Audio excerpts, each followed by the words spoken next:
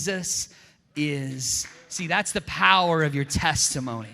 That's the power of what God has done in your life, because it's the change in you. Man, Celeste was talking about this the other day. We're going to General Council later this year. It's one of these things where pastors from across the nation and internationally come together to meet with our fellowship of churches. We were walking through it one day, and man, I had lived a different life whenever I left here and went away. And I had lived the life that was for me and not for God. And I had some friends from that time. And we were walking through General Council one day, and I ran across my friend Kevin, who was walking the other way. Now, Kevin got kicked out of the college that they were trying to kick me out of, okay? So it was like that.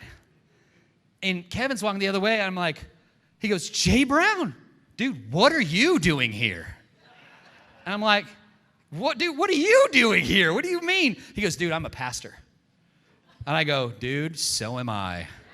And he was like, what? Because you might believe God for you, but for that guy, you know what I mean? Man, God had saved him, saved me. He brought us out of that mess, out of all that stuff, restored us back, and gave us a word in our mouth to be a testimony for him. You don't need to make that mistake. You need to go do what I was doing. That's ridiculous. But instead, man, walk after God. Let that slingshot go and take you into what he wants you to do. Be more for him, but that testimony of the power of Christ in your life. And that was the power of the testimony that he had that day. It was the power of testimony I had that day. It's the same one that Peter had, is that Jesus found me, he called me, he saved me, he forgave me again and again, restored me, and now I'm full of the Holy Spirit of God. I want to do something about it. The testimony that was in his mouth, the words that he had to share. Revelation says this in 12, verse 11. It says, they conquered him by the blood of the Lamb, meaning the enemy.